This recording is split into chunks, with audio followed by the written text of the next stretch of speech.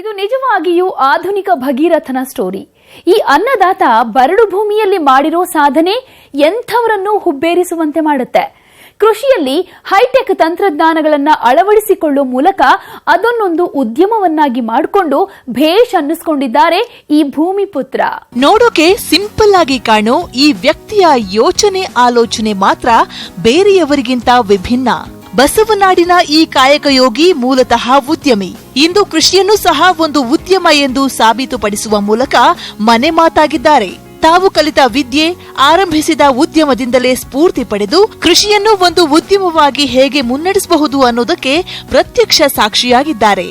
ಇವರು ಮಾಡಿರೋ ಸಾಧನೆ, ಕೈಗೊಂಡಿರೋ ಕೃಷಿ ಪದ್ಧತಿ, ವೈಜ್ಞಾನಿಕ ವಿಧಾನಗಳು ಎಂಥವರು ಹುಬ್ಬೇರಿಸುವಂತೆ ಮಾಡುತ್ತಿವೆ. ಈ ಫಾರ್ಮ್ ಹೌಸ್ಗೆ ಬಂದವರು ಇವರ ಸಾಧನೆಯನ್ನ ಮೆಚ್ಚಿ ತಲೆದೂಗೋದಂತೂ ಗ್ಯಾರಂಟಿ. ಇವರ ಹೆಸರು ಅಣ್ಣಾರಾಯ ಬಿರದಾರ. ವಿಜಾಪುರ ಜಿಲ್ಲೆ ಇಂಡಿ ತಾಲೂಕು ಚವಡಿಹಾಳದವರು. ಬೆಳಗಾವಿಯ ಸರ್ಕಾರಿ ಪಾಲಿಟೆಕ್ನಿಕ್ನಲ್ಲಿ ಡಿಪ್ಲೊಮಾ ಮೆಕ್ಯಾನಿಕಲ್ ಮುಗಿಸಿ ನಾನಾ ಕಾಲೇಜುಗಳಲ್ಲಿ ಉಪನ್ಯಾಸಕರಾಗಿಯೂ ಸೇವೆ ಸಲ್ಲಿಸಿದ್ದಾರೆ. ನಂತರ ಸೇರಿತು ಪುಣೆಯ ಬಿಎಸ್ಎನ್ಎಲ್ ಗುತ್ತಿಗೆದಾರರಾಗಿ. ಈ ಹಂತದಲ್ಲಿ ಅವರ ಗಮನ ಸೆಳೆದದ್ದು ಒಕ್ಕಲುತನ. ಕೃಷಿ ಮಾಡಿದ್ರೆ 10 ಜನಕ್ಕೆ ಕೆಲಸ ಸಿಗ್ಬೇಕು, ಜೊತೆಗೆ ಇತರರಿಗೆ ಮಾದರಿಯಾಗಬೇಕು ಅನ್ನೋ ದೂರದೃಷ್ಟಿ ಇಟ್ಕೊಂಡು ಮುಂದೆ ಹೆಜ್ಜೆ ಇಡ್ತಾರೆ ಅಣ್ಣಾರಾಯ. ನಂತರ ಮುಂದಿಂದೆಲ್ಲ ಇತಿಹಾಸ. ಹೌದು, ಸುಮಾರು 15 ವರ್ಷಗಳ ಹಿಂದೆ ಕಂಡ ಕನಸು ಇಂದು ನಿಜವಾಗಿದೆ. ಇದು ನಮ್ದೊಂದು ಇಂಜಿನಿಯರಿಂಗ್ ಇಂಡಸ್ಟ್ರಿ ಇರೋದ್ರಿಂದ ಅದ್ರ ಜೊತೆ ನಾನು ಅಗ್ರಿಕಲ್ಚರ್ ಡೆವಲಪ್ ಮಾಡಬೇಕಂತ ನಾವು ಅಗ್ರಿಕಲ್ಚರ್ ಫ್ಯಾಮಿಲಿಯಿಂದ ಬಂದಂತವರು. ಆಮೇಲೆ ಇಲ್ಲೊಂದು ಮರುಭೂಮಿ ಇರುವಂತ ಜಮೀನು ಇರೋದ್ರಿಂದ ಇದು ಒಂದು ನಾನು ಡೆವಲಪ್ ಮಾಡೋದ್ರಿಂದ ಪ್ರತಿಯೊಂದು ರೈತರಿಗೆ ಉಪಯೋಗ ಆಗಲೇ ತಿಳ್ಕೊಂಡು ಅದಕ್ಕೂ ಯೂಸ್ ಆಗ್ಲಂತ ಒಂದು ಜಮೀನು ನಾವು 2001 ಇವೆಲ್ಲ ಪರ್ಚೇಸ್ ಮಾಡ್ಕೊಂಡು ನಮ್ದೆಲ್ಲ ಫ್ಯಾಮಿಲಿ, ನಮ್ಮ ಮನೆಯವ್ರ ಫ್ಯಾಮಿಲಿ ಕಡೆಯಿಂದ ಎಲ್ಲ ರೈತರೊಳಗೆ ನಾವೆಲ್ಲ ಜಮೀನು ಅವರೆಲ್ಲರೂ ಇಲ್ಲೇ ಮಾಡ್ಕೊಂಡು ನಾವು ಸ್ಟಾರ್ಟಿಂಗ್ದಾಗ ಮಾಡ್ಕೊಳ್ಳೋ ಟೈಮ್ದಲ್ಲಿ ಈ ಏರಿಯಾದೊಳಗೆ ಇರುವಂಥ ಒಂದು 15,000 ಎಕರೆ ಜಮೀನು ದ್ರಾಕ್ಷಿ ಇತ್ತು. ಈ ನಮ್ದು ದ್ರಾಕ್ಷಿ ನೋಡ್ಕೊಂಡು ಜನ ಒಂದು ಡೆವಲಪ್ ಆಗಲಿ, ರೈತರಿಗೆ ಒಂದು ಅನುಕೂಲ ಆಗಲಿ ಅಂತ ತಿಳ್ಕೊಂಡು ಒಂದು ಉದ್ದೇಶದಿಂದ ಮಾಡ್ಕೊಂಡಿವಿ. ಆಮೇಲೆ ನಮ್ಮ ತೋಟದಲ್ಲಿ ಬರುವಂಥ ರೈತರಿಗಾಗಲಿ, ಕಾಲೇಜಿನ ಸ್ಟೂಡೆಂಟ್ಸ್ ಆಗಲಿ, ಯಾರೇ ಬಂದ್ರೆ ಸಹಿತ ಯಾರಿಗೆ ಯಾವುದೇ ರೆಸ್ಟ್ರಿಕ್ಷನ್ ಇರೋದಿಲ್ಲ. ಯಾವಾಗ ಬಂದಂಥ ಜನರಿಗೆ ನಾವು ಸರಿಯಾಗಿ ಎಲ್ಲ ಎಕ್ಸ್ಪ್ಲೇನ್ ಮಾಡ್ಕೊಡ್ತೀವಿ. ಅವ್ರಿಗೂ ಎಲ್ಲ ಒಂದು ಮಾಹಿತಿ ಏನ್ ಬೇಕೋ ಅದೆಲ್ಲ ನಾವು ಇಲ್ಲಿ ಸಂಗ್ರಹಣೆ ಕೊಡ್ತೀವಿ. ನೀವು ನಂಬ್ತಿರೋ ಬಿಡ್ತಿರೋ, ಇಲ್ಲಿ ನೀವು ನೋಡ್ತಾ ಇರೋ ಈ ಜಮೀನು ಮೊದಲು ಮರುಭೂಮಿ ಅಂತಿತ್ತು. ಆದ್ರೆ ಇಂದು ಹಸಿರು ಸೀರೆಯನ್ನುಟ್ಟು ನಿಂತಿದೆ. ವಿಜಯಪುರ ಜಿಲ್ಲೆ ದೇವರಹಿಪ್ಪರಗಿ ತಾಲೂಕು ಕಡ್ಲೇವಾಡ ಗ್ರಾಮದ ಬಳಿ ಇರೋ ಈ 100 ಎಕರೆ ಜಮೀನು ರಾಜ್ಯಕ್ಕೆ ಮಾದರಿಯಾಗಿ ನಿಂತಿದೆ ಅಂದ್ರೆ ತಪ್ಪಾಗ್ಲಿಕ್ಕಿಲ್ಲ. ಶ್ರೀ ಸಿದ್ದೇಶ್ವರ ಹಾರ್ಟಿಕಲ್ಚರ್ ಫಾರ್ಮ್ನಲ್ಲಿ ದ್ರಾಕ್ಷಿ ಮತ್ತು ದಾಳಿಂಬೆಯೇ ಪ್ರಧಾನ ಬೆಳೆಗಳು.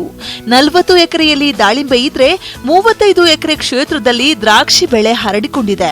ದ್ರಾಕ್ಷಿ ಹಣ್ಣನ್ನ ನೇರವಾಗಿ ಮಾರಾಟ ಮಾಡದೆ ಅದನ್ನ ಒಣ ದ್ರಾಕ್ಷಿಯನ್ನಾಗಿ ಪರಿವರ್ತಿಸಿ ಉತ್ತಮ ಬೆಲೆಗೆ ಮಾರಾಟ ಮಾಡಿ ಅಧಿಕ ಆದಾಯ ಗಳಿಸ್ತಾ ಇದ್ದಾರೆ ಅಣ್ಣಾರಾಯ ಬಿರದಾರ. ನಮ್ದು ಟೋಟಲ್ 35 ಎಕರೆ ದ್ರಾಕ್ಷಿ ಇದೆ, ಆಮೇಲೆ 40 ಎಕರೆ ದಾಳಿಂಬೆ ಇದೆ. 30 ಎಕರೆ ದ್ರಾಕ್ಷಿಯಲ್ಲಿ 25 ಎಕರೆ ಹಳೆ ಪಡ ಇದೆ, 10 ಎಕರೆ ನಮ್ದು ಹೊಸ ದ್ರಾಕ್ಷಿ ಪಡ ಮಾಡ್ಕೊಂಡಿವಿ. ಇದ್ರೊಳಗೆ ನಾವು ಈ ವರ್ಷ ಒಂದು 500 ಟನ್ ಹಸಿ ದ್ರಾಕ್ಷಿ ಬೆಳೆ ಬರ್ತಾ ಇದೆ ನಮಗೆ. ಅದರ 120 ರಿಂದ 130 ಟನ್ ನಾವು ಒಣ ದ್ರಾಕ್ಷಿ ಮಾಡಬಹುದು. ಆಮೇಲೆ ಒಣ ದ್ರಾಕ್ಷಿ 4 kg 1 ಕಿಲೋ ಆಗಬಹುದು. ಆಮೇಲೆ ನಾವು ಮಾರಾಟ 100% ನಾವೆಲ್ಲ ಇಲ್ಲಿ ನಾವು ಒಣ ದ್ರಾಕ್ಷಿನ ತಯಾರು ಮಾಡ್ತಾ ಇದ್ದೇವೆ. ಮಾರ್ಕೆಟ್ನೆಲ್ಲ ಯಾವ ದ್ರಾಕ್ಷಿ ಮಾರಾಟ ಮಾಡೋದಿಲ್ಲ. ಅದ್ರ ಬದಲಿ ನಾವು ಒಣ ದ್ರಾಕ್ಷಿ ಮಾಡೋದ್ರಿಂದ ಅದು 4 kg ಒಳಗೆ 1 kg ಮನುಕ ಆಗ್ತದೆ.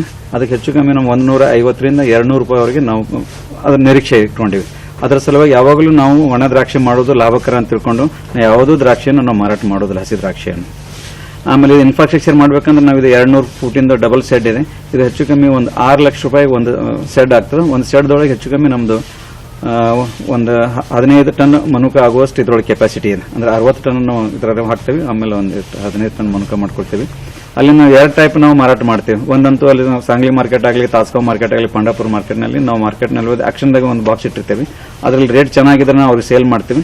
ಇಲ್ಲದ್ರೆ ಬೇರೆ ನಮ್ದು ಭಾರತದಿಂದ ಬೇರೆ ಕಡೆಯಿಂದ ವ್ಯಾಪಾರಸ್ಥರು ಬರ್ತಾರೆ. ಅವ್ರು ಬಂದು ನಾವು 2 ರೇಟ್ನಲ್ಲಿ ಕಂಪೇರ್ ಮಾಡ್ಕೊಂಡು ಯಾವ ರೇಟ್ ಚೆನ್ನಾಗಿ ಬರ್ತದೆ ಆ ರೇಟಿಗೆ ನಾವು ನಮ್ಮ ಬಾಕ್ಸ್ ನಾವು ಮಾರಾಟ ಮಾಡ್ಲಿಕ್ಕೆ ಹೇಳ್ತೀವಿ. ಎವರೇಜ್ ನಮ್ದು ದ್ರಾಕ್ಷಿ 1 ಎಕರೆಗೆ 1 ಲಕ್ಷದಿಂದ 3.5 ಲಕ್ಷದವರೆಗೆ ನಾವು ಪ್ರಾಫಿಟ್ ನಾವು ಎಕ್ಸೆಪ್ಟ್ ಮಾಡಬಹುದು. ಅದೇ ರೀತಿ ದಾಳಿಂಬೆಯಲ್ಲಿ ಕೂಡ 2 ರಿಂದ 5 ಲಕ್ಷದವರೆಗೆ ನಾವು ಖರ್ಚು ತೆಗೆದು ಪ್ರಾಫಿಟ್ ಆಗೋದು ಒಂದು ಸಂಭಾವನೆ ಇದೆ. ಇಂದು ಕೃಷಿಯಲ್ಲಿ ರೈತ ಎದುರಿಸ್ತಾ ಇರೋ ಬಹುದೊಡ್ಡ ಸಮಸ್ಯೆ ಅಂದ್ರೆ ನೀರಿನ ಕೊರತೆ. ಸ್ವಲ್ಪ ಜಮೀನಿದ್ದವರೇ ಬೇಸಿಗೆ ಕಾಲದಲ್ಲಿ ನೀರಿನ ಅಭಾವದಿಂದ ಪಡಬಾರದ ಕಷ್ಟಪಡ್ತಾರೆ. ಹಾಗಾದ್ರೆ 100 ಎಕರೆ ಜಮೀನಿದ್ದವರ ಗತಿ ಏನು? ಇದಕ್ಕೆಲ್ಲ ಪರಿಹಾರ ಇಲ್ಲಿದೆ ನೋಡಿ. ಹೌದು, ಇದು ಬೃಹತ್ ಪ್ರಮಾಣದ ಕೃಷಿ ಹೊಂಡ. 3.5 ಎಕರೆ ವಿಸ್ತೀರ್ಣದಲ್ಲಿರುವ ಇದರ ಶೇಖರಣಾ ಸಾಮರ್ಥ್ಯ 6 ಕೋಟಿ ಲೀಟರ್. ಇಲ್ಲಿ ಕೆನಾಲ್ ಮತ್ತು ಮಳೆ ನೀರನ್ನ ಸಂರಕ್ಷಣೆ ಮಾಡಲಾಗುತ್ತೆ. ಬೇಸಿಗೆಯ 3 ತಿಂಗಳಲ್ಲಿ ಒಟ್ಟು 75 ಎಕರೆಯಲ್ಲಿರುವ ದ್ರಾಕ್ಷಿ ಮತ್ತು ದಾಳಿಂಬೆ ಗಿಡಗಳಿಗೆ ನೀರಿನ ಕೊರತೆ ಆಗದಂತೆ ನೋಡಿಕೊಳ್ಳುವುದೇ ಇದರ ಮೂಲ ಉದ್ದೇಶ. ನಮ್ಗೆ ಲಾಸ್ಟ್ ಒಂದು 2-3 ವರ್ಷದಿಂದ ಕಂಟಿನ್ಯೂಸ್ಲಿ ಮಳೆ ಶಾರ್ಟೇಜ್ ಇರೋದ್ರಿಂದ ನೀರಿನ ಶಾರ್ಟೇಜ್ ಬಹಳ ಆಗಿತ್ತು. ಇದ್ರಗೋಸ್ಕರ ನಮ್ಮ ಬೆಳೆ ಲಾಸ್ ಬಹಳ ಆಗ್ತಾ ಇತ್ತು. ಅದೊಂದು ಬೇಸಿಗೆಯಲ್ಲಿ ಬಂದಂತ ನೀರನ್ನು ಶೇಖರಣೆ ಮಾಡ್ಲಿಕ್ಕೆ ಆಗೋದಿಲ್ಲ ಅಂತ ತಿಳ್ಕೊಂಡು ನಾನು ಮಳೆಗಾಲದಲ್ಲಿ ಜೂನ್ ಜುಲೈದಲ್ಲಿ ನೀರು ಶೇಖರಣೆ ಮಾಡುವಂತ ಒಂದು ನಾನು ಕೃಷಿ ಹೊಂಡ ಮಾಡ್ಕೊಂಡಿನಿ. ಇದು ಹೆಚ್ಚು ಕಮ್ಮಿ 3.5 ಎಕರೆದಲ್ಲಿದೆ. 6 ಕೋಟಿ ಲೀಟರ್ ಇದು ನೀರಿದೆ. ಈ 6 ಕೋಟಿ ಲೀಟರ್ ನೀರು 75 ಎಕರೆ ಜಮೀನು ಸಲುವಾಗಿ 2 ರಿಂದ 3 ತಿಂಗಳವರೆಗೆ ನನಗೆ ಯೂಸ್ ಆಗುವಂತ ಬೇಸಿಗೆ ಸಮಯದಲ್ಲಿ ಯೂಸ್ ಮಾಡ್ಕೊಳ್ತೇನೆ. ಈ ಒಂದು ಕೃಷಿ ಹೊಂಡ ಮಾಡ್ಲಿಕ್ಕೆ ನನಗೆ ಹೆಚ್ಚು ಕಮ್ಮಿ ಒಂದು 25 ಲಕ್ಷ ರೂಪಾಯಿ ನನಗೆ ಖರ್ಚು ಬಂದಿದೆ. ಬಟ್ ಇದು ಒಂದು 2 ವರ್ಷದಲ್ಲಿ ರಿಕವರಿ ಆಗ್ತದೆ. ಆಮೇಲೆ ಇದರೊಳಗೆ ನಾನು ಒಂದು 40,000 ಮೀನಾ ಬಿಟ್ಟಿದ್ದೀನಿ. ಒಂದು 3 ವೆರೈಟಿ ಇದಾವೆ. ಆಮೇಲೆ ಇದನ್ನು ಒಂದೇದಿದೆ ಸ್ಟೋರೇಜ್ ಇದೆ. ಬಟ್ ಇದನ್ನ ಬಿಟ್ಕೊಂಡು ಕೆರೆ ಕೆಳಗಡೆ ನಾವು 3 ಬಾವಿ ತಕೊಂಡಿವಿ. ಆ 3 ಬಾವಿಯಿಂದ ಪೈಪ್ಲೈನ್ ಮುಖಾಂತರ ನಮ್ದು ಕಂಪ್ಯೂಟರ್ ಕಂಟ್ರೋಲ್ ಸಿಸ್ಟಮ್ ಇರುವಲ್ಲಿ ಒಂದು 50 ಲಕ್ಷ ಲೀಟರ್ ಅಲ್ಲಿ ಇನ್ನೊಂದು ನೀರಿನ ಟಾಕಿ ಮಾಡ್ಕೊಂಡಿವಿ. ಅದರ ಒಂದು 100 ಫೀಟ್ ಡಯಾಮೀಟರ್ ಇದೆ, ಒಂದು 25 ಫೂಟ್ ಡೀಪ್ ಇದೆ. ಹೆಚ್ಚು ಕಮ್ಮಿ ಒಂದು 50 ಲಕ್ಷ ಲೀಟರ್ ಅಲ್ಲಿದೆ. ಇವೆರಡೂ ಟಾಕಿ ಇರೋದ್ರಿಂದ ನಾನು ಇರುವಂತಹ 75 ಎಕರೆ ಜಮೀನಲ್ಲಿ ನಾನು ಆರಾಮಾಗಿ ಯಾವುದೋ ಒಂದು ತೊಂದರೆ ಇಲ್ಲ ಯೂಸ್ ಮಾಡ್ಕೊಳ್ಬಹುದು. ಇದನ್ನ ನೀರು ಮಳೆಗಾಲದಲ್ಲಿ ಬಂದಂತ ನೀರು ಅಥವಾ ಕೆನಾಲ್ದಲ್ಲಿ ಕೆರೆ ಒಳಗೆ ಬಂದಂತ ನೀರನ್ನು ನಾವು ಅಲ್ಲಿಂದ ನಮ್ಮ ಬಾವಿ ಮುಖಾಂತರ ಪೈಪ್ಲೈನ್ ಮುಖಾಂತರ ನಾವು ಈ ಕೃಷಿ ಹೊಂಡಕ್ಕೆ ಮತ್ತು ನಮ್ದು ಇನ್ನೊಂದು ಕಂಪ್ಯೂಟರ್ ಕಂಟ್ರೋಲ್ ಇರುವಂತಹ ಹೊಂಡಕ್ಕೆ ಇರುತ್ತೆ. ದೊಡ್ಡ ಕೆರೆಯಂತೆ ಕಾಣುವ ಈ ಕೃಷಿ ಹೊಂಡದ ನಿರ್ಮಾಣಕ್ಕೆ ಸುಮಾರು 25 ಲಕ್ಷ ರೂಪಾಯಿ ಖರ್ಚು ಮಾಡಲಾಗಿದೆ. ಇಲ್ಲಿ ಸಂಗ್ರಹವಾದ ನೀರನ್ನ ಬೇಸಿಗೆ ಕಾಲದಲ್ಲಿ ಡ್ರಿಪ್ ಮೂಲಕ ಬೆಳೆಗಳಿಗೆ ಒದಗಿಸಲಾಗುತ್ತೆ. ಈ ಕೃಷಿ ಹೊಂಡದಲ್ಲಿ 40,000ದಷ್ಟು ಮೀನು ಮರಿಗಳನ್ನ ಬಿಟ್ಟು ಸಾಕಾಣಿಕೆ ಮಾಡ್ತಾ ಇರೋದು ಮತ್ತೊಂದು ವಿಶೇಷ.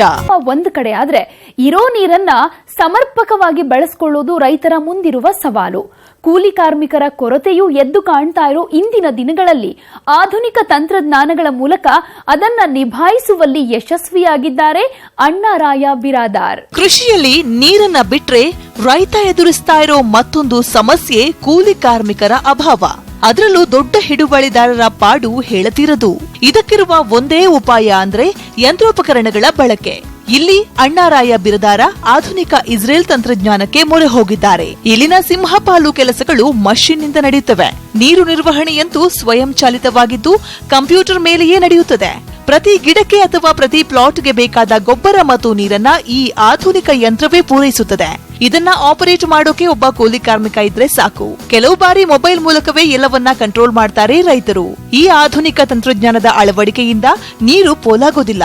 ಸೂಕ್ತ ಸಮಯದಲ್ಲಿ ಸೂಕ್ತ ಪ್ರಮಾಣದ ನೀರು ಮತ್ತು ಗೊಬ್ಬರ ಗಿಡಗಳಿಗೆ ಪೂರೈಕೆಯಾಗುತ್ತೆ ಅನ್ನೋದು ರೈತರ ಅನುಭವದ ನುಡಿ. ನಮ್ದು ಆಟೋಮೇಷನ್ ಏನಂತ ನೀರಿನ ಬಗ್ಗೆ ಆಟೋಮೇಷನ್ ಮಾಡುವಂತ ಸಿಸ್ಟಮ್ ನಮ್ಮ ಬಾಡಿ ಒಳಗೆ ಹಾರ್ಟ್ ಇದ್ದಂಥದ್ದು ಇರೋದು. ಇದರ ನಾರ್ಮಲಿ ನಾನು ಆಟೋ ಸಿಸ್ಟಮ್ ಇದ್ರಲ್ಲಿ ಟೆಕ್ನಾಲಜಿ ಟಾಪ್ ಮಾಡೆಲ್ ಏನಿದೆ ಅದನ್ನು ನಾನು ಈ ತೋಟದಲ್ಲಿ ಅಳವಡಿಸಿದ್ದೀನಿ. ಇದು ನಾವು ಪ್ರೋಗ್ರಾಮ್ ಮಾಡಿದ ತಕ್ಷಣ ಇದು ನಾವು ಒಂದು ವೀಕ್ಲಿ ಪ್ರೋಗ್ರಾಮ್ ಮಾಡ್ಬೋದು, ತಿಂಗಳ ಪ್ರೋಗ್ರಾಮ್ ಮಾಡ್ಬೋದು, ಅಥವಾ ಏರಿಯಾ ವೈಸ್ ಮಾಡ್ಬೋದು. ಇಲ್ಲಿದ್ರೆ ನೀವು ಪ್ಲಾಂಟ್ ವೈಸ್ನು ಮಾಡ್ಬೋದು ಇದನ್ನ. ಆಮೇಲೆ ಒಂದು ಪ್ಲಾಂಟಿಗೆ ಪ್ರತಿ ದಿವಸ ನೀವು ಎಷ್ಟು ನೀರು ಕೊಡಬೇಕಂತ ಹೇಳಿ ವಿಚಾರ ಮಾಡ್ಬೋದು ಇದರಿಂದ. ಅಥವಾ ನೀವು ಒಂದು ಏರಿಯಾ ವೈಸ್ ಕ್ಯಾಲ್ಕುಲೇಟ್ ಮಾಡಿ ಇದನ್ನು ಪ್ರೋಗ್ರಾಮ್ ಮಾಡಿದ್ರೆ ಆಮೇಲೆ ಇದನ್ನು ಟೋಟಲಿ ನಮ್ಮದು ಕಂಪ್ಯೂಟರ್ ಕಂಟ್ರೋಲ್ಡ್ ಇದೆ. ಆಮೇಲೆ ನಮ್ಮದು ಮೊಬೈಲ್ ಕಂಟ್ರೋಲ್ ಇದೆ. ನಾನು ವರ್ಲ್ಡಲ್ಲಿ ಎಲ್ಲಾದರೂ ಹೋದರೂ ಕೂಡ ನಮ್ಮ ಮೊಬೈಲ್ ಥ್ರೂ ನೆಟ್ವರ್ಕ್ ನಾನು ಚೇಂಜ್ ಮಾಡ್ಬೋದು, ಪ್ರೋಗ್ರಾಮ್ ಚೇಂಜ್ ಮಾಡ್ಬೋದು. ಆಮೇಲೆ ಯಾವ ಪ್ಲಾಟಿಗೆ ಎಷ್ಟು ನೀರು ಹೋಗಿದೆ ಅನ್ನೋದು ನಾನು ಚೆಕ್ ಮಾಡ್ಬೋದು. ಮತ್ತು ನೀರು ಏನಾದರೂ ಹೆಚ್ಚು ನಾನು ಕಮ್ಮಿ ಮಾಡ್ಬೋದು, ಕಮ್ಮಿ ಆದರೆ ಹೆಚ್ಚು ಮಾಡ್ಬೋದು. ಇವೆಲ್ಲ 12 ವಾಲ್ಗಳು. ಪ್ರತಿಯೊಂದು ಪ್ಲಾಟಿಗೆ ಇಂಡಿವಿಜುವಲ್ ಆಗಿ ಹೋದಂಥ ವಾಲ್ ಇವೆಲ್ಲ ವಾಲ್ ಮುಖಾಂತರ ನಾನು ಕಂಪ್ಯೂಟರ್ ಕಂಟ್ರೋಲ್ ಆಗ್ತದೆ. ಇದು ಆದ ತಕ್ಷಣ ಇದಕ್ಕೆ ಇನ್ನೊಂದು ಸಿಸ್ಟಮ್ ಇದೆ. ನಾವು ಇಲ್ಲಿ ಹೊರಗಡೆ ನಾನು ಒಂದು 50,000 ಲೀಟರ್ಗೆ ಒಂದು ಟ್ಯಾಂಕ್ ಮಾಡ್ಕೊಂಡಿದ್ದೀನಿ. ಆ ಟ್ಯಾಂಕಿಂದ ಒಂದು 30 HP ನೀರನ್ನು ಇದಕ್ಕೆ ಲಿಫ್ಟ್ ಮಾಡಿಕೊಂಡು ಫಸ್ಟ್ ಇದು ಅಲ್ಲಿ ನಮ್ದು ಇರುವಂಥ ಫಿಲ್ಟರ್ನಲ್ಲಿ ಬರ್ತದೆ. ಅದು ಫಿಲ್ಟೋಮ್ಯಾಟ್ ಅಂತ ಹೇಳಿ ಇಸ್ರೇಲ್ ಕಂಪ್ನಿದವ್ರದ್ದು ಇಂಪೋರ್ಟೆಡ್ ಇದು ಫಿಲ್ಟರ್ಸ್ ಇರೋದು. ಇದ್ರ ವಿಶೇಷ ಏನಂತಂದರೆ ಇದು ನಾವು ಏನಾದರೂ ಹೊರಗಡೆ ಮೋಟರ್ ಜಾಮ್ ಆಗ್ತಿತ್ತು ಅಥವಾ ನೀರು ಹೊಲಸಾಗಿದ್ದು ಜಾಸ್ತಿ ಜಾಮ್ ಆಗಿದ್ರೆ ಆಟೋಮೆಟಿಕ್ ಇದು ಫಿಲ್ಟರ್ ಮಾಡ್ತಾರೆ. ಇದರ ಒಂದು ರೆಸಿಸ್ಟೆನ್ಸ್ ನಮಗೆ ಮ್ಯಾನ್ ಪವರ್ ಯಾವುದೂ ಬೆಳೆದಿಲ್ಲ. ಇದಕ್ಕೆ ಇದು ತನ್ನ ಸ್ವಯಂ ಚಾಲಿತ ಇರುವಂಥ ಫಿಲ್ಟರ್ಗಳಿವೆ. ಅದೊಂದು ಪ್ರೆಷರ್ ಬಂದಿದೆ. ಪ್ರೆಷರ್ನಲ್ಲಿ ಒಂದು ಪರ್ಟಿಕ್ಯುಲರ್ ಪ್ರೆಷರ್ನಲ್ಲಿ ಕನೆಕ್ಟ್ ಮಾಡಿದ್ದೇವೆ. ಆ ಪ್ರೆಷರ್ಗಿಂತ ಜಾಸ್ತಿ ಪ್ರೆಷರ್ ಬಂದರೆ ಆಟೋಮೆಟಿಕ್ ಅದು ಫಿಲ್ಟ್ರೇಷನ್ ಆಗಿ ಅದೆಲ್ಲ ಕ್ಲೀನ್ ಆಗ್ತದೆ. NPK ಕೊಡುವಂಥ ಇಲ್ಲಿ ಒಂದು 4 ಟ್ಯಾಂಕ್ಗಳನ್ನು ನಾನು ಅಳವಡಿಸ್ಕೊಂಡಿದ್ದೀನಿ. ಆ ಟ್ಯಾಂಕ್ ಒಳಗೆ ನಾನು ಪ್ರತಿ NPK ಎಲ್ಲ ಮಿಶ್ರಣ ತಯಾರು ಮಾಡಿ ಇಟ್ಕೊಂಡು ಅದು ಪ್ರೋಗ್ರಾಮ್ದಲ್ಲಿ ಯಾವ ಪ್ಲಾಟಿಗೆ ಎಷ್ಟು ಕೊಡಬೇಕನ್ನೋದು ನಮಗೇನು ಅದನ್ನು ಪ್ರೋಗ್ರಾಮ್ ಮಾಡಿರ್ತೇವೆ. ಅದ್ರ ಪ್ರಕಾರ NPK ಕೂಡ ಆಟೋ ಕಂಟ್ರೋಲ್ ಸಿಸ್ಟಮ್ದಲ್ಲಿ ನಾವು 35 ಲಕ್ಷ ರೂಪಾಯಿ ಇದು ನಾನು ಆಲ್ಮೋಸ್ಟ್ ಇದರಲ್ಲಿ ಸ್ಪೆಂಡ್ ಮಾಡಿದ್ದೀನಿ. ಇದು ವಾಟರ್ ಇದು ಲಾಸ್ಟ್ ಒಂದು 4 ವರ್ಷ ಹಿಂದ್ಗಡೆ ನಾನು ಇದನ್ನು ಅಳವಡಿಸಿದ್ದೀನಿ. ಇದು ಆಲ್ರೆಡಿ ನನಗೆ 4 ವರ್ಷ ಒಳಗೆ ಇದ್ರದ್ದು ಅಮೌಂಟ್ ನನಗೆ ರಿಕವರಿ ಆಗಿದೆ. ಇದರಲ್ಲಿ ಒಳ್ಳೆಯ ಒಂದು ವಾಟರ್ ಶಾರ್ಟೇಜ್ ಇರೋ ಸಮಯದಲ್ಲಿ ಭಾಳ ಚೆನ್ನಾಗಿ ನಾನು ಯುಟಿಲೈಸ್ ಮಾಡ್ಕೊಂಡಿದ್ದೀನಿ. ಇದು ಒಬ್ಬನೇ ಆಪರೇಟ್ ಮಾಡೋದ್ರಿಂದ ಎಲ್ಲ ಆಟೋ ಕಂಟ್ರೋಲ್ ವಾಲ್ವ್ ಇರೋದ್ರಿಂದ ನಮ್ಗೆ ಎಲ್ಲಿ ಹೋಗುವಂತ ಇಲ್ಲ. ಒಂದು ರಾತ್ರಿ ಸಮಯದಲ್ಲಿ ಕರೆಂಟ್ ಬರಲಿ ಅಥವಾ ಡೇ ಟೈಮ್ ಕರೆಂಟ್ ಬರಲಿ ಅಥವಾ ನಡುವೆ ಏನಾದರೂ ಕರೆಂಟ್ ಬಂದ್ರೆ ಸಹಿತ ತನ್ನಿಂತಾನೇ ಅದು ಆಟೋಮೆಟಿಕ್ ಸಿಸ್ಟಮ್ದಲ್ಲಿ ನೀರು ನಾವು ಹಾಕಿದ ಪ್ರೋಗ್ರಾಮ್ ಪ್ರಕಾರ ಪ್ರತಿಯೊಂದು ಪ್ಲಾಟಿಗೆ ಆಗಲಿ ಪ್ರತಿಯೊಂದು ಪ್ಲಾಂಟಿಗೆ ಆಗಲಿ ನಾವು ಬಿಡುವಂಥ ಒಂದು ಅವಕಾಶ ಮಾಡ್ಕೊಂಡಿವಿ. ಹೀಗೆ ಕೂಲಿ ಕಾರ್ಮಿಕರ ಕೊರತೆಯನ್ನ ನೀಗಿಸಲು ಆಟೋಮೇಷನ್ ಪದ್ಧತಿಯನ್ನ ಅಳವಡಿಸಿಕೊಂಡಿದ್ದು 10 ಯಂತ್ರಗಳು ಇವರ ಸಮಸ್ಯೆಗೆ ಪರಿಹಾರ ಒದಗಿಸಿವೆ. ಸಿಂಪರಣೆಗೂ ವಿದೇಶಗಳಿಂದ ಖರೀದಿಸಿದ ನಾನಾ ಯಂತ್ರಗಳು ವರವಾಗಿ ಪರಿಣಮಿಸಿವೆ. ಸಾವಯವ ಗೊಬ್ಬರಗಳನ್ನು ಯಂತ್ರಗಳ ಮೂಲಕವೇ ಪೂರೈಸೋದು ಗಮನಾರ್ಹ. ಇದು ಅಂತ ಇರುವಂತ ಮಷಿನ್ ಇದು ESR ಅಂತವೆ. ಇದು ಎಲೆಕ್ಟ್ರೋಸ್ಟಾಟಿಕ್ ಮಷಿನ್ ಅಂತ ಹೇಳಿ ಇದು ಸ್ಪೆಷಲೈಸ್ ಇಟ್ಲಿಯಿಂದ ನಾವು ಇಂಪೋರ್ಟ್ ಮಾಡ್ಕೊಂಡಂತ ಮಷಿನ್ ಇದು. ಇದು ನಮ್ದು ಹ್ಯಾಂಗ ಲೋಹ ಚಂಬಕ್ ಇದ್ದ ಹಾಗೆ ಇದು ಪಾಸಿಟಿವ್ ಮತ್ತು ನೆಗೆಟಿವ್. ನಾವು ಲೀವ್ಸ್ ಪಾಸಿಟಿವ್ ಇರ್ತದೆ, ಇದು ನೆಗೆಟಿವ್ ಇರ್ತದೆ. ಸ್ಪ್ರೇ ಹನಿಗಳೆಲ್ಲ ನೆಗೆಟಿವ್ ಆಗಿ ಹೋಗೋ ಟೈಮ್ದಾಗ ಲೀವ್ಸ್ ಪಾಸಿಟಿವ್ ಇರೋದ್ರಿಂದ ಅದು ಎಲ್ಲಿ ತನ್ನ ಜೊತೆನೆ ಸಕ್ ಮಾಡ್ಕೊಂಡು ತನ್ನ ಜೊತೆ ಹಿಡ್ಕೊಂಡು ನಿಲ್ತದೆ. ಇದು ಇರೋದ್ರಿಂದ ಲೀವ್ಸ್ ಮೇಲೆ 100% ಎಫೆಕ್ಟ್ನೆಸ್ ಬರ್ತದೆ. ಆಮೇಲೆ ಕೆಮಿಕಲ್ ಏನು ವೇಸ್ಟ್ ಆಗೋದಿಲ್ಲ. ಹೋಗುವ ಪೂರ್ಣ ಲೀವ್ಸ್ ಜಕ್ಕೊಳ್ಳೋದ್ರಿಂದ ಯಾವುದೇ ತರ ವೇಸ್ಟ್ ಬರೋದಿಲ್ಲ. ಇದು ಆದ ತಕ್ಷಣ ನಮ್ದು ಇನ್ನೊಂದು ಇದು ನಮ್ಮ ನಾರ್ಮಲಿ ದ್ರಾಕ್ಷಿ ಸಲುವಾಗಿ ಸ್ಪ್ರೇ ಮಾಡುವಂತ ಇದೊಂದು ಸ್ಪ್ರೇಯರ್. ಇದು ಡ್ರ್ಯಾಗನ್ ಸ್ಪ್ರೇಯರ್ ಇದೆ, ಇಟಲಿಯಿಂದ ಬಂದಂತದ್ದು. ಇದು ಡಬಲ್ ಫ್ಯಾನ್ ಇದೆ. ಡಬಲ್ ಫ್ಯಾನ್ ಇರೋದ್ರಿಂದ ಯೂನಿಫಾರ್ಮಿಟಿ ಚೆನ್ನಾಗಿ ಲೀವ್ಸ್ ನಲ್ಲಿ ಹೋಗ್ತದೆ. ಆಮೇಲೆ ಏರಿಯಾ ಕವರೇಜ್ ಬಹಳ ಚೆನ್ನಾಗಿರ್ತದೆ. ದಾಳಿಂಬೆ ಸಲುವಾಗಿ ಬರಬೇಕಾದ್ರೆ ಈ ಸ್ಪ್ರೇಯರ್ಗೆ ಮತ್ತು ಈ ಸ್ಪ್ರೇಯರ್ದಲ್ಲಿ ಡಿಫ್ರೆನ್ಸ್ ಇರೋದ್ರಿಂದ ನಮ್ಮ ದಾಳಿಂಬೆ ಗಿಡ ದೊಡ್ಡ ಆದ ತಕ್ಷಣ ಅದು ಮೇಲಿಂದ ಕವರ್ ಮಾಡ್ಲಿಕ್ಕೆ ನಮ್ಗೆ ಆಗೋದಿಲ್ಲ. ಅದ್ರ ಸಲುವಾಗಿ ನಾವು ಏನ್ ಮಾಡಿತ್ತು, ಈ ಸೈಡ್ ಇರುವಂತ ಈ ನೌಸಲ್ಸ್ ಎಲ್ಲ ಸೆಟ್ಟಿಂಗ್ ಮಾಡ್ಕೊಂಡು ಇದೊಂದು ಸ್ಪೆಷಲ್ ಯೂನಿಟ್ ಇದೆ. ಇದು ಸ್ಪೆಷಲ್ ಯೂನಿಟ್ ಇದಕ್ಕೆ ಅಟ್ಯಾಚ್ ಮಾಡ್ಕೊಂಡಿರೋದ್ರಿಂದ ನಮ್ದು ದಾಳಿಂಬೆಗೆ ಹೊಡೆಯುವಂತ ಔಷಧ ಅಂದ್ರೆ ಕೆಮಿಕಲ್ ಸ್ಪ್ರೇ ಮಾಡ್ತೇವೆ. ಪೂರ್ಣ ಪ್ಲಾಂಟೇಶನ್ಗೆ ಕವರ್ ಮಾಡುವಂತ ಸ್ಥಿತಿ ಇರುವಂತ ಒಂದು ಇಕ್ವಿಪ್ಮೆಂಟ್ಸ್. ಡಸ್ಟರ್ ಅಂತ ನಾವು ಕರಿತೀವಿ. ನಮ್ಮ ಮಳೆಗಾಲ ದಿವಸ ಸಡನ್ಲಿ ನಾವು ಸಲ್ಫರ್ ಸ್ಪ್ರೇ ಪೌಡರ್ ಸ್ಪ್ರೇ ಮಾಡ್ಬೇಕಾಗ್ತದೆ. ಪೌಡರ್ ಸ್ಪ್ರೇ ಮಾಡ್ಕ ಬೇರೆ ಮ್ಯಾನ್ಯುವಲ್ ಸ್ಪ್ರೇ ಮಾಡೋದು ಪಾಸಿಬಲ್ ಇರೋದು. ಒಂದಂತ ಜಮೀನಲ್ಲಿ ಎಲ್ಲ ಕಡೆ ನೀರು ಇರೋದ್ರಿಂದ ಆಮೇಲೆ ಪ್ಲಾಂಟ್ ಒಳಗೆ ನೀರು ಇರ್ತದೆ. ಆ ಟೈಮ್ದಾಗ ಇದು ನಾವು ಟ್ರ್ಯಾಕ್ಟರ್ ಮೌಂಟೆಡ್ ಮಾಡ್ಕೊಂಡು ಇದನ್ನ ಪೌಡರ್ ರೂಪದೊಳಗೆ ಒಂದಿಷ್ಟು ಪೌಡರ್ ಸ್ಪ್ರೇ ಮಾಡ್ಬೇಕಾಗ್ತದೆ ಡಿಸೀಸ್ ಕಂಟ್ರೋಲ್ ಮಾಡೋ ಸಲುವಾಗಿ. ಲೇಬರ್ ಅಂತೂ ಬಹಳ ಮಿನಿಮೈಸ್ ಇದೆ ಇರೋದ್ರಿಂದ. ಮ್ಯಾನ್ಯುವಲ್ ಹೊಡಿಬೇಕಾದ್ರೆ ಒಂದು ದಿವಸ ಒಂದು ಇಬ್ಬರು ಲೇಬರ್ ಕೊಡಿ 1-2 ಎಕರೆ ಹೋಗ್ತದೆ. ನಮ್ದು ಏರಿಯಾ ದೊಡ್ಡ ಇರೋದ್ರಿಂದ ಈ ಮಷಿನ್ ಇರೋದ್ರಿಂದ ನಾ ಏರಿಯಾ ಒಂದು ದಿವಸ ಒಂದು 3-4 ದಿವಸ ಒಳಗೆ ಟೋಟಲ್ ನಾನು 75 ಎಕರ್ಸ್ 5-6 ಮಷಿನ್ ಇರೋದ್ರಿಂದ ಎಲ್ಲ ಏರಿಯಾನ ಸ್ಪ್ರೇ ಮಾಡ್ಲಿಕ್ಕೆ ಕವರ್ ಮಾಡ್ತಾರೆ. ರೈತರು ಇಲ್ಲಿ ಆದಷ್ಟು ಮಾನವ ಶಕ್ತಿಗಿಂತ ಯಂತ್ರಗಳ ಮೇಲೆ ಅವಲಂಬನೆಯಾಗಿದ್ದಾರೆ. ಇದು ಕೂಲಿ ಕಾರ್ಮಿಕರ ಕೊರತೆಯನ್ನ ನೀಗಿಸಿದ್ದೇ ಅಲ್ಲದೆ ಅತಿ ಕಡಿಮೆ ಸಮಯದಲ್ಲಿ ಹೆಚ್ಚು ಕೆಲಸ ಮಾಡೋಕೆ ಅನುಕೂಲವಾಗಿದೆ. ಅದು ಯಾವುದೇ ಬೆಳೆ ಇರಲಿ, ನೀರಿನ ನಂತರ ಬೆಳೆಗೆ ಬೇಕಾದ ಬಹುಮುಖ್ಯವಾದ ಅಂಶ ಗೊಬ್ಬರ. ಇಲ್ಲಿ ರೈತರು ಹೆಚ್ಚಾಗಿ ಬಳಸ್ತಾ ಇರೋದು ಸಾವಯವ ಗೊಬ್ಬರಗಳನ್ನ. ಸುಮಾರು 75 ಎಕರೆಯಲ್ಲಿರುವ ದ್ರಾಕ್ಷಿ ಮತ್ತು ದಾಳಿಂಬೆಗೆ ಪೋಷಕಾಂಶಗಳನ್ನ ಯಾವ ರೀತಿಯಾಗಿ ಪೂರೈಸ್ತಾ ಇದ್ದಾರೆ ಅನ್ನೋದೇ ಪ್ರಶ್ನೆ. ಅದಕ್ಕೆ ಉತ್ತರ ಇಲ್ಲಿದೆ ನೋಡಿ. ಶ್ರೀ ಸಿದ್ದೇಶ್ವರ ಹಾರ್ಟಿಕಲ್ಚರ್ ಫಾರ್ಮ್ 100 ಎಕರೆ ಫಾರ್ಮ್ನಲ್ಲಿ ಇರೋದು ಕೇವಲ ದ್ರಾಕ್ಷಿ ಮತ್ತು ದಾಳಿಂಬೆ ಬೆಳೆ ಮಾತ್ರ. ದ್ರಾಕ್ಷಿ ಬಳ್ಳಿಗಳ ಸಂಖ್ಯೆ 30,000 ಇದ್ರೆ ದಾಳಿಂಬೆ 25,000. ಹೀಗೆ ಸುಮಾರು 75 ಎಕರೆಯಲ್ಲಿ ಹರಡಿಕೊಂಡಿರುವ ಈ ಎರಡೂ ಬೆಳೆಗಳಿಗೆ ಪೋಷಕಾಂಶಗಳನ್ನ ಪೂರೈಸೋದು ಒಂದು ದೊಡ್ಡ ಚಾಲೆಂಜ್. ಇಲ್ಲಿ ರೈತರು 60% ಸಾವಯವ ಗೊಬ್ಬರಗಳನ್ನೇ ಬಳಕೆ ಮಾಡ್ತಿದ್ದು ಇದಕ್ಕೆಂದೇ ನಾಟಿ ಹಸುಗಳನ್ನ ಸಾಕಣೆ ಮಾಡ್ತಿದ್ದಾರೆ. ಇವರ ಫಾರ್ಮ್ನಲ್ಲಿ ಖಿಲಾರಿ ಮತ್ತು ಗಿರ್ ಹಸುಗಳನ್ನ ನೋಡಬಹುದು. ಇವುಗಳಿಂದ ಬರೋ ಹಾಲಿಗಿಂತ ಗಂಜಲ ಮತ್ತು ಸೆಗಣಿಯೇ ಮುಖ್ಯ. ಜೀವಾಮೃತ, ಸ್ಲರಿ, ಎರೆಗೊಬ್ಬರ, ಎರೆಜಲ, ಕಾಂಪೋಸ್ಟ್ ಮತ್ತು ಬಯೋಗ್ಯಾಸ್ಗಳಿಗೆ ಇವುಗಳೇ ಮೂಲ ವಸ್ತುಗಳು. ಈ ಸಾವಯವ ಗೊಬ್ಬರಗಳ ಬಳಕೆಯಿಂದ ರಾಸಾಯನಿಕಗಳ ಮೇಲಾಗುವ ಖರ್ಚಿನಲ್ಲಿ 50% ಹಣ ಉಳಿತಾಯವಾಗುತ್ತೆ ಅಂತಾರೆ ಅಣ್ಣಾರಾಯ ಬಿರದಾರ. 3 ಎಕರೆ ಇರುವುದರಿಂದ ಅದಕ್ಕೆ ಬೇಕಾದಂತ ಸಾವಯವ ಗೊಬ್ಬರಗಳನ್ನು ನಮ್ಮ ಇದ್ದಂತ ಇಲ್ಲಿ ತೋಟದಲ್ಲಿ ಗೀರ್ ಆಕಳೊಂದು 40 ಇದಾವೆ, ಕಿರಾಯಿ ಆಕಳಗಳೊಂದು 40 ಇದಾವೆ. ಅವೆಲ್ಲ ಆಕಳುಗಳ ಕಡೆಯಿಂದ ಬಂದಂಥ ಉಚ್ಚಿ, ಹೆಂಡಿ ಎಲ್ಲ ಹೆಂಡಿ ಸೇಕರಣೆ ಮಾಡಿಕೊಂಡು ಹೆಂಡಿ ರೆಡಿ ಮಾಡಿಕೊಂಡು ನಾವಿರುವಂಥ ಒಂದು 3 ಗ್ಯಾಸ್ ಚೇಂಬರ್ ಇದಾವೆ. 3 ಗ್ಯಾಸ್ ಚೇಂಬರ್ದೊಳಗೆ ಸ್ಲರಿ ಮಿಕ್ಸ್ ಮಾಡಿಕೊಂಡು ಅಲ್ಲಿಂದ ಗ್ಯಾಸು ನಮ್ಮದು ಒಂದು 10 ಕುಟುಂಬ ಸಲುವಾಗಿ ಅಥವಾ ಒಂದು 20 ಜನ ನಮ್ಮ ಸೂಪರ್ವೈಸರ್ ಮ್ಯಾನೇಜರ್ ಸಲುವಾಗಿ ಅದು ನಮ್ಮ ಅಡುಗೆ ಮನೆಯಲ್ಲಿ ಅನಿಲ್ ಸಲುವಾಗಿ ಯೂಸ್ ಮಾಡ್ಕೊಡ್ತೀವಿ. ಈ ಬರುವಂಥ ಸ್ಲರಿ ಇದೆಲ್ಲ ಆಟೋಮೇಷನ್ದಲ್ಲಿ ನಾವೆಲ್ಲ ಸ್ಲರಿ ಎಲ್ಲ ಮಿಕ್ಸ್ ಮಾಡಿಕೊಂಡು ಒಂದು 2 ಲಕ್ಷ ಲೀಟರ್ ಟ್ಯಾಂಕ್ ಇರುವಂಥ ಒಂದು ಮೇನ್ ಟ್ಯಾಂಕಿಗೆ ಅಲ್ಲಿಂದ ಶಿಫ್ಟ್ ಮಾಡ್ಕೊಡ್ತೀವಿ. ಆ ಟ್ಯಾಂಕಿನಿಂದ ನಾವು ಪ್ರತಿ ವರ್ಷ ನಮಗಿರುವಂಥ ದ್ರಾಕ್ಷಿ ಮತ್ತು ದಾಳಿಂಬೆಗೆ 2-3 ಸಾರಿ ನಾವು ಕೊಡ್ತೀವಿ. ಅಂದ್ರೆ ಪ್ರತಿಯೊಂದು ಪ್ಲಾಂಟಿಗೆ 2-5 ಲೀಟರ್ ಒಂದು ಟೈಮ್ದಲ್ಲಿ ನಾವು ಹಾಕ್ತಾ ಇರ್ತೀವಿ. ಎರೆಹುಳ ಗೊಬ್ಬರದ ಸಹಿತ ನಾವು ಮಾಡ್ಕೊಂಡಿವಿ. ಅದು ಕೂಡ ಒಂದು 8,000 ಸ್ಕ್ವೇರ್ ಫೀಟ್ನಲ್ಲಿ ಮಾಡ್ಕೊಂಡಿವಿ. ಅದರ ಕೆಪಾಸಿಟಿ ಪ್ರತಿ ವರ್ಷ ಒಂದು 80ರಿಂದ 100 ಟನ್ ಆಗುವಷ್ಟು ಕೆಪಾಸಿಟಿ. ಪ್ರತಿ ವರ್ಷ ಅದನ್ನು ಒಂದು 2-4 kg ಪ್ರತಿಯೊಂದು ಪ್ಲಾಂಟಿಗೆ ಕೊಡ್ತೀವಿ. ಆಮೇಲೆ ಈ ಬರುವಂಥ ಹಾಲಿಗೆ ನಾವೇನು ಜಾಸ್ತಿ ಒತ್ತು ಕೊಡೋದಿಲ್ಲ. ನಾವು ಹಾಲೆಲ್ಲ ನಾವೆಲ್ಲ ಮಾರಾಟಕ್ಕೆ ಹೋಗೋದಿಲ್ಲ. ನಾವು ಈ ಹಾಲು ನಮ್ಮ ಇದ್ದಂಥ ನಮ್ಮ ಸೂಪರ್ವೈಸರ್ ಮ್ಯಾನೇಜರ್ ಇದು ಕುಟುಂಬನ ಕೊಟ್ಟು ಮಾಡ್ಕೊಡ್ತೀವಿ. ಇದರ ಜೊತೆ ಮೇಜರ್ ನಮಗೆ ಬೇಕಾದದ್ದು ಸ್ಲರಿ ಮತ್ತು ಜೀವಾಮೃತ ಇವೆರಡನ್ನ ಮಾಡ್ಕೊಡ್ತೀವಿ. ಇನ್ನು ಈ 100 ಎಕರೆ ತುಂಬಾ ರೈತರು ಓಡಾಡ್ಕೊಂಡು ನೋಡಾಡ್ಕೊಂಡಿರಲು ಸಾಧ್ಯ ಇಲ್ಲ. ಹೀಗಾಗಿ ಎಲ್ಲಿ ಏನು ನಡೆಯುತ್ತೆ, ಯಾರು ಯಾವ ಕೆಲಸ ಮಾಡ್ತಿದ್ದಾರೆ ಅನ್ನೋದನ್ನ ಇಲ್ಲಿ ಅಳವಡಿಸಲಾದ ಸುಮಾರು 50ಕ್ಕೂ ಹೆಚ್ಚು ಸಿಸಿಟಿವಿಗಳು ಮಾಹಿತಿಯನ್ನ ರೈತರಿಗೆ ಒದಗಿಸುತ್ತವೆ. 100 ಎಕರೆ ತುಂಬಾ ಇರೋ ಈ ಸಿಸಿಟಿವಿಗಳೇ ರೈತರಿಗೆ 3ನೇ ಕಣ್ಣು. ಒಟ್ನಲ್ಲಿ Shri Siddeshwara horticulture farm house ಅದೆಷ್ಟೋ ರೈತರಿಗೆ ಮಾದರಿಯಾಗಿದೆ. ಇದರಿಂದ ಸ್ಫೂರ್ತಿ ಪಡೆದು ಅನೇಕ ರೈತರು ಯಶ ಕಂಡಿದ್ದಾರೆ. ಅವರು ಒಂದು ದೊಡ್ಡ ರೈತರು. ಈ 100 ಎಕರೆ ಕ್ಷೇತ್ರದಲ್ಲಿ 40 ಎಕರೆ ದಾಳಂಬರೆ ಮತ್ತು 35 ಎಕರೆ ದ್ರಾಕ್ಷಿಯನ್ನು ಮಾಡಿದ್ದಾರೆ. ದ್ರಾಕ್ಷಿಯನ್ನು ಪ್ರೊಸೆಸ್ ಮಾಡ್ತಾರೆ. ಮತ್ತು ಇನ್ನೊಂದು ಇಂಪಾರ್ಟೆಂಟ್ ಅಂದ್ರೆ ಈ ಬೇಸಿಗೆಯಲ್ಲಿ ನೀರು ಕಡಿಮೆ ಆಯ್ತಂದ್ರೆ ಒಂದು 6 ಕೋಟಿ ಲೀಟರ್ ನೀರಿನ ಅವರು ವ್ಯವಸ್ಥೆ ಮಾಡ್ಕೊಂಡಿದ್ದಾರೆ. ಆ 6 ಕೋಟಿ ಲೀಟರ್ ಈ 70 ಎಕರೆಗೆ 3-3.5 ತಿಂಗಳು ಸಾಕಾಗುವಷ್ಟು ಅವರು ನೀರನ್ನು ಶೇಖರಣೆ ಮಾಡಿ ಇಟ್ಕೊಂಡಿದ್ದಾರೆ.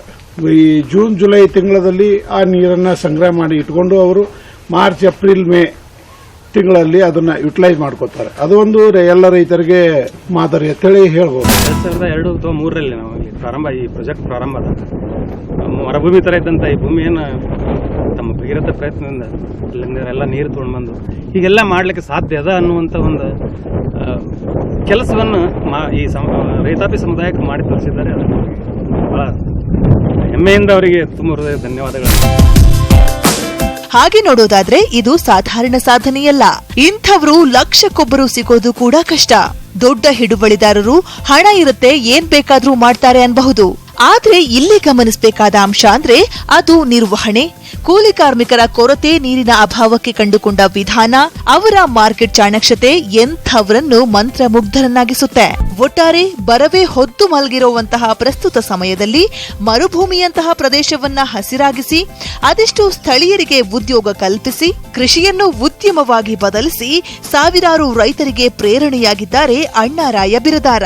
ಭೂತಾಯಿಯನ್ನ ಅಕ್ಕರೆಯಿಂದ ಪ್ರೀತಿಸಿ ಆರೈಕೆ ಮಾಡಿದ್ರೆ ಸಕ್ಕರೆಯಂಥ ಫಲ ನೀಡ್ತಾಳೆ ಅನ್ನೋದಕ್ಕೆ ಇದು ಪ್ರತ್ಯಕ್ಷ ಸಾಕ್ಷಿ. ಡಿಪ್ಲೊಮಾದಲ್ಲಿ ಮೆಕ್ಯಾನಿಕಲ್ ಎಂಜಿನಿಯರಿಂಗ್ ಓದಿರುವ ಅಣ್ಣಾರಾಯ ಬಿರಾದಾರ್ ಕಡ್ಲೆವಾಳಕ್ಕೆ ಬಂದಾಗ ಈ ಪ್ರದೇಶ ಮರುಭೂಮಿ ಅಂತಿತ್ತು. ಅವರ ಶ್ರದ್ಧೆಯಿಂದಾಗಿ ಕಳೆದ ಒಂದು ದಶಕದಲ್ಲಿ ಇಲ್ಲಿ ತೋಟಗಾರಿಕೆ ಬೆಳೆಗಳು ಕಂಡುಬರುತ್ತಿವೆ. ದಾಳಿಂಬೆ ಮತ್ತು ದ್ರಾಕ್ಷಿಯನ್ನು ಬೆಳೆಯುವ ಮೂಲಕ ಇವರು ಈ ಭಾಗದಲ್ಲಿ ರೈತರಿಗೆ ಮಾದರಿಯಾಗಿದ್ದಾರೆ. ನೀರು ಸಿಗದ ಈ ಜಮೀನಿನಲ್ಲಿ ತೋಟಗಾರಿಕೆ ಬೆಳೆಗಳನ್ನು ಬೆಳೆದು ಅವರು ಈಗ ಹೆಸರು ಮಾಡಿದ್ದಾರೆ. ಅಷ್ಟೇ ಅಲ್ಲ, ಸಾಕಷ್ಟು ರೈತರು ಇಲ್ಲಿಗೆ ಬಂದು ಇವರಿಂದ ಮಾರ್ಗದರ್ಶನ ಪಡೆದು ಅವರು ಕೂಡ ಪ್ರಗತಿಯತ್ತ ದಾಪುಗಾಲು ಹಾಕುತ್ತಿದ್ದಾರೆ. ಇಂಥ ಮಾದರಿ ರೈತರಿಗೆ ಹ್ಯಾಟ್ಸ್ ಆಫ್ ಹೇಳಲೇಬೇಕು. ಕ್ಯಾಮರಾ ಪರ್ಸನ್ ಸುನಿಲ್ ಜೊತೆ ಮಹೇಶ್ ಶೆಟ್ಟಗಾರ್, ನ್ಯೂಸ್ 18 ಕನ್ನಡ, ವಿಜಯಪುರ. ರೈತ ಬಾಂಧವರೇ, ಈ ಕೃಷಿ ಸಾಧಕನ ಕಥೆ ನಿಮ್ಮಲ್ಲೂ ಆಸಕ್ತಿ ಹುಟ್ಟು ಹಾಕಿರಬಹುದು. ಇವರ ಕೃಷಿಯನ್ನ ಕಣ್ಣಾರೆ ಕಾಣಬೇಕು ಅಂದ್ರೆ ಇವರ ಫಾರ್ಮ್ಗೆ ಭೇಟಿ ನೀಡಿ ಅಂತ ಹೇಳ್ತಾ ಇವತ್ತಿನ ಈ ವಿಶೇಷ ಅನ್ನದಾತ ಕಾರ್ಯಕ್ರಮವನ್ನ ಮುಗಿಸ್ತಾ ಇದ್ದೀವಿ. ಮತ್ತಷ್ಟು ವಿಶೇಷ ಮಾಹಿತಿಯ ಜೊತೆಗೆ ನಾಳೆಯ ಅನ್ನದಾತ ಕಾರ್ಯಕ್ರಮದಲ್ಲಿ ಮತ್ತೆ ಭೇಟಿಯಾಗೋಣ. ನೋಡ್ತಾ ಇರಿ ನ್ಯೂಸ್ 18 ಕನ್ನಡ. ಜಾಲ ನಮ್ಮದು, ಬಲ ನಿಮ್ಮದು.